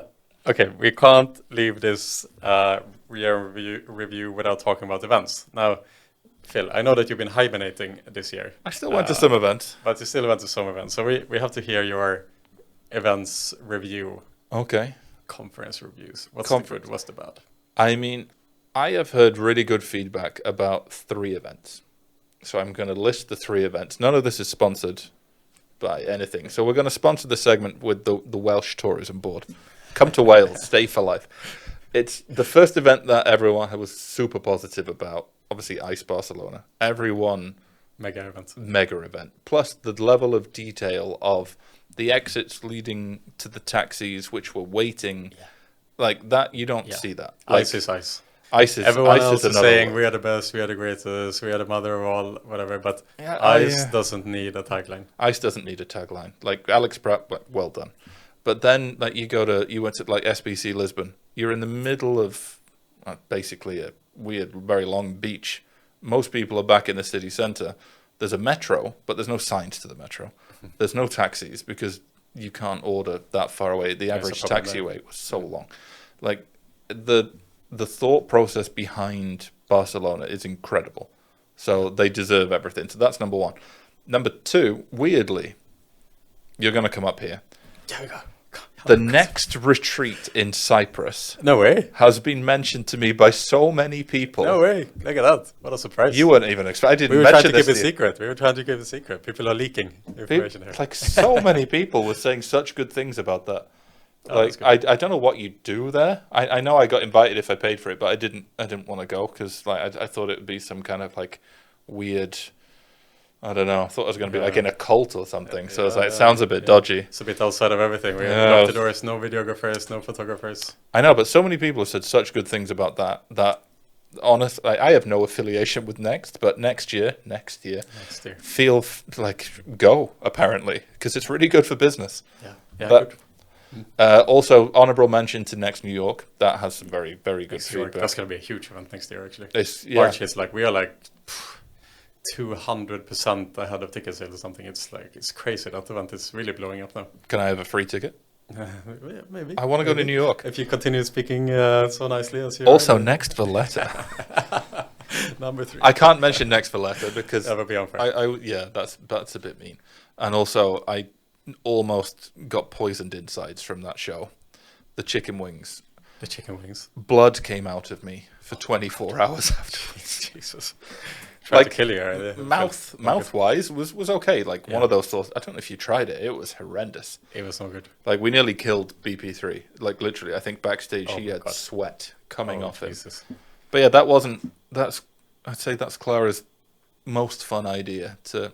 But I like on the committee for coming up with the ideas. I'm really going to pitch this year to bring that back. Yeah, with new people. So it's hot wings. I want you to host it. This is my pitch. Oh my god! And I am like the worst person for spicy food. The point. That is like possibly. It's not spicy. The first 5 are fine, and then it gets to that like my mouth feels hot. It's not spicy, and then the 8th one. Yeah. It's like a demon has ejaculated fire into your mouth. That word you never thought would be said on a podcast. it's an experience that you have to have. Oh my god, I think I would die, to be honest, because I am like, if I order my tikka masala with mild spice, that's okay. You know, and I'm asking them, is it actually mild, or is it has a sense of spice? I can't finish it. It's not like a normal spice. Oh, it's not Jesus. like a curry where you're like, oh, that's hot. It's something else. Oh my But god. I'll give you a tip, which is what they weren't really. They were drinking milk. Don't do that. Okay. Put a bit of milk in your mouth and just leave it there. Oh, that's And the just secret. move it around Oh. afterwards, and it calms it a lot quicker. Because It if you calms it. drink it, It just goes away. Yeah? it's your mouth that's your inside. You can't. There's no feelings in your throat. Okay. Oh my god, man. So I'm going to pitch. You host that with Jesus. a guest list that I'm going to come up with, but I think it's going to be Jesus. fun. I'm thinking CEOs of Evolution Playtech and Michael Schmidt. I think that's Hot Wing Challenge. Hot Wing Challenge. Hot Wing That's the answer. Although I do actually think if we invite, I think putting him on stage in that scenario would be fun. So I'm going to hopefully come up with some fun people that I would really want to end the show with that, because I think it went really well. Yeah, that was a good session. Hot wings on the main stage, and as well as people almost dying live on stage. I mean, I don't know if did we sign waivers for that? I don't remember signing a waiver, but then again, I'm the Jesus. kind of guy who Yeah. doesn't sign an NDA, so what do I know? But no, that was a great show for content. So I think content-wise, you guys win, because everything else is sponsored everywhere else, and it's just 12 people in a room. There you have like 600 for some of the stuff. Like, what was it actually like interviewing Magnus Carlsen? That must have been a fun highlight. Yeah. I mean, Talking about flags and stuff. Yeah, but it was very cool. By Betby, they brought Magnus Carlsen to the event, and it was the second time I interviewed Magnus. Actually, I interviewed him during ICE Barcelona as well. It's interesting guy. He had a very hard time before going live on stage, because he's very uncomfortable with a lot of the movement, noises, and There's a lot of security. yeah, the security. But like, it's like he's very uncomfortable with like the chaos of the situation. So people moving around, people dragging him, come here. What about this? So he went away before we went on stage. Yeah, a big private room to himself. And then we were like, okay, it's like 20 seconds to go on stage, and we were like, where the hell is Magnus? Like, Magnus like disappeared from behind stage, like, someone find him quick, Just having a cigarette in the back. Yeah, and then Magnus had like escaped back behind the curtains in the corner, because he needed to like have like silence before he went on stage. But then when we were on stage, he's a natural. Then he was fine. He's shining. Chatted to him, and great conversation with him. I mean, he obviously, to be the best chess player in history, like you're not like one in a million. You understand? Like, No, it's like billions. There's almost 10 billion people today. There's like 100 billion people that ever lived, and he is like 1 out of 100 billion people. To be 1 out of 100 billion people in like such a like objectively like complex game as chess. I mean, your brain must be wired a little bit differently than other people. It's how I feel every day. No, it's true. But I mean, he's I know, he's a special guy. I mean, He is a special guy. But I mean, I don't mean like that. I mean like special in like his memory, his talent is crazy. I mean, he's obviously he have it all locked on.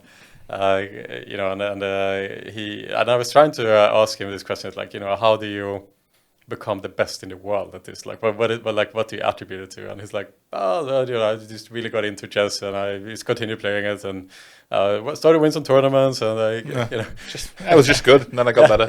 yeah. Thanks. Solid interview answer. So it's like, that's one of those sports. You cannot be a world-class chess player without there being like, you're born with something. Yeah, it's also because it's not subjective. Like everything else, like the best objective, football player is very subjective. Like Messi, Ronaldo, Pele, you've got options. Yeah. Chess, you've got 2 options, him and Kasparov. And he says, probably me now, but I would have said Kasparov. And that's like, fair. Yeah. Because no one else could beat them. But yeah, so that was a fun event. That was cool, yeah. Circling around. What other events were good? IGB. I love IGB. London, new location. I mean, Amsterdam, that was always our best show for sales. It was weird how that show always did the most sales, like the most properly good leads. I was there more as a spectator this year, but again, I was sat on a bench outside I just had my own little bench for an hour, and I had like 3 or 4 pretty interesting meetings there. So I love that show. Plus, I like Excel. I like going home to London. I like getting a meal deal. Nice to go to London. Lovely to see a show. What did we watch? Devil Wears Prada this year. That's nice. It's weird fun fact. I'm okay with a musical. You okay with it? I'm okay with a musical. Yeah. I know. Weirdly okay. I love a good musical. Is it like you're questioning yourself a little bit? I have purposefully gone to watch like Les Mis the movie on purpose for myself, and that level, not like super crazy level. Like I'll go home and watch stuff, but you gotta watch a show like Book of Mormon in New York. 100% recommend. Yeah. Moulin Rouge also 100% recommend. Mm-hmm. I'll give you. I've got sides to me. I'll give you my confession. Yeah. I really like Barbie the movie. I don't know. There's something about the soundtrack by Billie Eilish. The soundtrack's good. Yeah. The movie itself is. Yeah, but I'll watch the movie because of the soundtrack. Okay. Yeah. But also, I mean, on the whole Barbenheimer thing, I was very much on the Oppenheimer side because that movie was the thing. That movie was incredible. Barbie was good. It was fun, but that was the thing. Like the songs were boyfriends went to Oppenheimer and girlfriends went to. I watched both. I was like, I love movies, so I'll watch anything. I've watched Mean. I went to watch Freakier Friday. Yeah. Surprisingly, a good movie.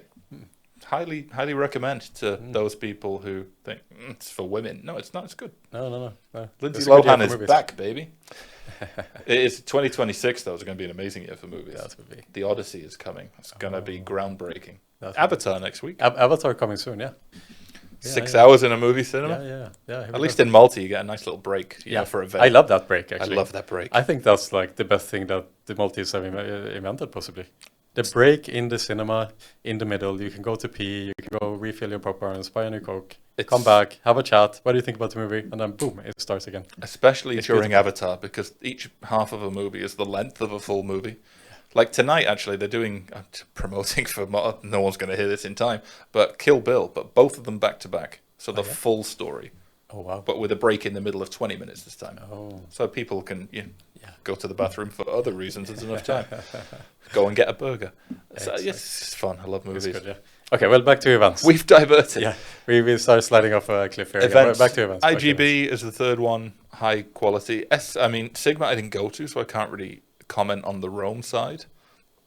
But it's never been the best event personally. Yeah, it's an odd one, Sigma. Sigma is the event where everyone is saying they are not going, but then they go, and then I go. But no one goes with a stand. It's we don't have a stand. We're just walking around, and it's like so many people don't have a stand. Who are all the stands? Yeah, there's a lot of people there. There's a lot of stands also. There's a lot of stands. It's the first time I've heard of Vegangster. Vegangster, great name. Yeah, Vegangster. Platform company. Yeah, platform. So they just had a big stand outside. I was like, who are these guys? But that's the joy of that show, because you'll meet the new guys, you'll see the new stuff, and then you'll be like, oh, we are. Yeah. Their product is much better than ours, and then you have to, manipulate your sales process. So that was okay. SBC again, same issues as always, being so far away from Lisbon. Yeah, but that's the problem with the Rome show too. It's not close. Oh my god, it's like my hotel was like 50 minutes away, and a taxi to my hotel was like 150 euro. Into Rome, it's like a 2-hour type journey. And I mean, Jesus, man, it's a tough one to get out of. I mean, it took me like an hour and a half to get a taxi in the first place. For a one-day event, it makes sense. But if you're having multiple day events where there isn't that much next to the show, that's why Excel kind of works. Because now the new tube line, your Tottenham Court Road, 15 minutes. That changes the whole thing. Yeah. It changes everything. Like, we always stay at the Hilton next to the Excel, like always. I booked that as soon as the last show ended. I'm rebooking that because I would rather stay and have a 4-minute walk than a huge queue for a tube. Yeah. But Barcelona, again, similar. That's out of the way, but they've fixed the problem with buses, trams, taxis, scooters, bicycles. You've got everything there. Yeah. Even the bus network in Barcelona is oddly good. Like, we got a bus, and we had fun on that bus. That was a fun party bus. For the whole 3 stops we went on the bus. There's just like 20 of my team on a bus. They're like, why are you on a bus? I'm like, we're all going together. They're like, even like, if you want to come, I'm like, no, we're going on the fucking bus. How do you feel? What is like the temperature check around the events from your perspective now? I start to hear a lot about companies that feel like they're up to the next budget-wise and cutting down on shows and feeling really uncomfortable with the fact that prices are rising all the time. Stands are getting more expensive stands as are well. getting more expensive. Because people are having to keep up with Endorphina and their ball pit. Exactly. Stand builders, everything around it. Like, where is this heading? I think we're a year away. I don't think 2026. I think 2027, we're a year away from not COVID levels of skipping stuff, but getting to the stage of, like what Play and Go did. They were everywhere. Then they were at 1, and now they just send a few people. I think, is the benefit really worth it other than for the newcomers? But as the big crypto guys don't really present at the start, they go to the affiliate expos, then I think we'll see the decline in size of some events. Other than ICE G2E and maybe the big flagship SBC, because they sell very well, to be fair to them. Mm-hmm.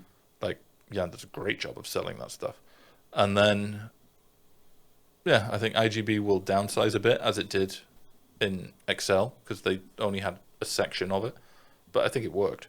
Yeah. Next year there's a issue over at G2E and SBC Lisbon colliding. Same dates. I didn't know that was confirmed yet. Same dates. Okay. Same dates. I mean, I skipped it to stay in Malta and play the EPT main event for my first ever one. Good times. Wow. I busted first hand. Okay, well, there you go. One hand. Aces. Lost to 10-7 suited. 10-7 is per hand. It is against aces when you turn a flush, yeah. So, yeah, I lasted one hand in a 5.3k main event. Oh, my God. One hand. It's a 7-day event. I was like, I am here to grind. I was like, oh. First hand. Oh, my God. It's like, okay. Went all in on a flop. He had a flush draw. I was like, what? That just doesn't make sense. Had a flush draw? Boom. Oh, my God. I was like, but yeah, SBC Lisbon, G2E, Vegas, clashing dates next year. People have to choose the Latin Americans, the Americans, the Europeans. They have to pick their choice. Or if you're Martin Pettersson in our team, who already booked his flights, go everywhere. He is doing SBC day 1 and G2E Vegas day 2 and 3. That is going to be one sleep-deprived man. But then he's used to it, I suppose, with his travel lifestyle. I think some of the more regionalized ones will be hit a bit. I think the LATAM ones will struggle after some time because I don't think the market trajectory has quite gone the way they were looking.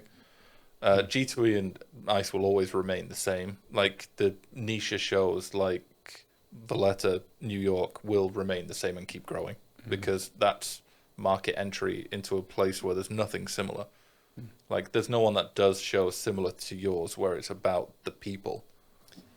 If you need a hype man, call Phil Pearson.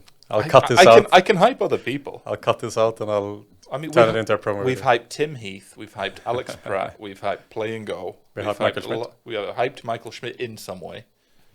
Schmitty. He needs a nickname. So yeah, we'll just do a hype podcast. I like it. Hype up. We'll hype up everyone.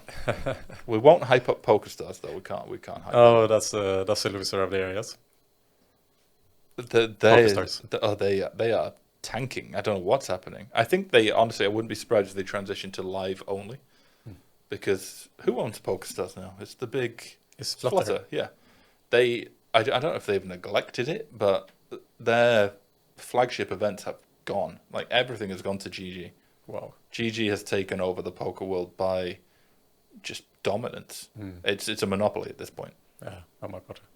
And just moving back to the events, I still have to ask you then, we've been hyping up the events, but are there any events specifically do you think that will die? Specific events? I think the SBC Malta event is the worst event in Malta. And I know they're not going to like me saying that, but if it's so cramped, it's nothing there. It's a weird experience. I don't get it. I think that might get cancelled. I think a couple of the the LATAM events would be in risk. The only problem is a lot of events only pop up one time. Like G2E Macau was huge. And then all of a sudden it's G2E Singapore and there's like 7 people there. Yeah. Because I went thinking People it would be scared, big. you know, that after the police raided Macau and all Exactly. this stuff. But that was, I mean, Macau's fun. Macau's a fun place to be. I will remember going to Macau for the rest of my life. But I think the localized, like something Balkans or something, the smaller ones will be the first to feel it because people will channel into, we can't miss ice because it's so good. We can't miss this one, that one. It's like, I think one of the Rio events, either of the two, would be in jeopardy because do they really need 2? And they are so close to each other as well, right? You might as well just live there for a month. Yeah. Miami, I think Miami will be okay, to be fair. But I think a couple of the localized, like, what was it? They merged IGB and Berlin into one, didn't they? Back in the day. Yeah, Clarion. Yeah. So I think we're going to start seeing things like that. I think Sigma will probably merge Europe and Malta into one bigger one at one place. Yeah. So yeah, I would imagine so too. But the only thing is like, are they still going to make money from it? Because they're only there to make money. But are they making? Who knows? It depends if people don't pay to go. How much money is there in events? A lot. Yeah. Do you ever want to do one yourself? Do like a big sales event, not a personal event? So a large scale expo. Yeah, like an expo instead of the more personalized ones. No, I think we don't want to force an event into the calendar because I don't think people are asking for another big European show. People are not asking for partnership. Clarion / Next London. You can take over like one hall of this is me pitching because I think this would be interesting. You take over S9 as the next, I don't know, arena. Yeah. You build a stage for 1,000 people. People would come. Could be. Well, Alex, if you're listening, if I predicted the future here, come if you back make in this deal happen, 2026. you have royalties. Phil. You get a small percentage of the ticket. I will take. I'll take one meal deal per 50 attendance. That's and you sandwiches. only get paid in chicken wings level 9. No, the level 9 was okay. So level 8 you don't want. That was worse. Level 8 is the demon. That's the one, I guess. That's the demon one. That's the demon. 7, you're like, ooh, hot, and then 8, and you're like, oh, kill me. Head me to the cliff. Finally, on that note, last topic of today here kill before me. we round off. Emerging markets. LATAM, last few years, blowing up, of course, El Dorado for the industry. Yeah. Feels like, I don't know, what is the next kind of gold rush for the industry, if there is such a thing? I think the gold rush, I think we hit this on the head earlier, is I don't think there's a market, a place. I think a company that goes global in the gray dominates. So I think if the prediction companies get it right, or if there's a prediction with a sweepstake aspect so you can get the casino players as well, crossover, it's going to be dominant for quite some time. So I think prediction slots. Yeah, so already now there's prediction roulette. So you predict which number. It's just a matter of time before prediction slots becomes the thing. Prediction roulette is just roulette. Yeah. Surely. Well, gray product. Yeah. Right. Prediction blackjack. Will I win or lose? Yeah. Prediction slots is going to be the one because if you can dominate that market, that's the holy grail. You have the market. I mean, the market chef, that would be huge. Yeah. So gray market, everyone plays, and then you can maybe try and make PvP work finally. Yeah, so that's the thing, right? The PvP skill-based gaming. They just don't. I mean, look how many companies tried. Yeah. How many went bankrupt? How many were like, we've got the next big thing. And in the predictions, I mean, we used to talk about, because I used to make predictions on LinkedIn, I would always be against them. And everyone would be like, oh, you called like 7 out of 10, 8 out of 10. I'm like, yeah, because you have to put yourself into the mind of someone who gambles. Do you want to be taking on someone at a game that involves, can you click faster than someone else?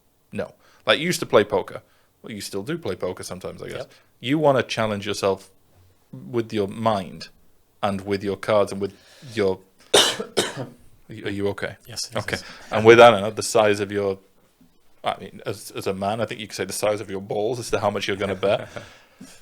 But you don't do that you don't play I wouldn't go and play League of Legends for money against someone because I know I'm going to be terrible. And then if I get good, I'm still not going to be as good as a low-level esports player. And then as a low-level esports player, you're still going to lose to the big Cloud9 G2E people. So there's never going to be a market where you feel like you can win. In poker, you always feel like you can win. And that's the best point about playing it. You can be terrible, but you still think you can beat someone. There's that Goldilocks zone between the good players have an edge, but the bad players can still win. The Chris Moneymaker story could never happen in chess or. I mean, I could play Magnus Carlsen. He could have 5% of his brain, and he would destroy me. And I know-ish how to play chess, but I'm one move ahead max. He's like the board ahead. But then you have in slots, gamblers don't want the option of I need to put skill into this. You want to have the excitement of there's no skill. There's a chance if I hit this, I'm going to win 10,000 times my bet, 100,000 times my bet. Roulette, you want to just leave it to the choice of the dealer. You don't want the option. So it doesn't work. No. Skill-based game only works if you've got skill. And so many people don't have skill. I know.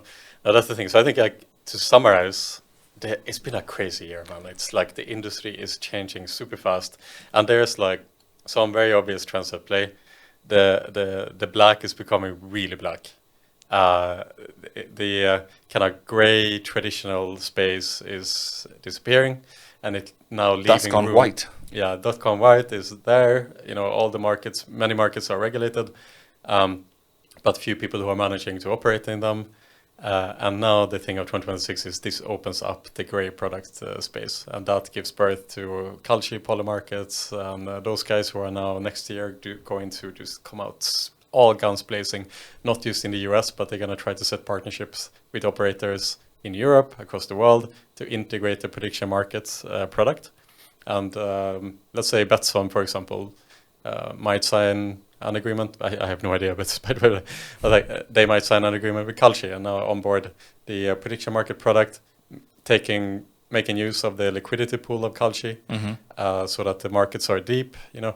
And this will be the strategy of these crypto companies now coming into our industry and embedding themselves with the operators that are already existing. I think having that as a plugin is huge. But the one prediction I will make, and this is putting myself out there, is this might be a good thing. Because the one thing that changes, like, if you think about it, who polices the internet? Like, no one, really. But everything in some way is policed from a company in Switzerland that does, the ISO things. Like, you can be ISO certified to do a certain thing.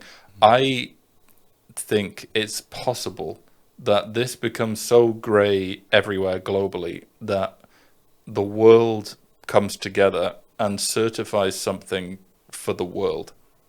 And then I think it might actually end up in a better place than it was, because maybe we get some form of regulation from something that only affects how the product is made and doesn't kind of factor in taxes and whatever and player responsibility. It only affects the product.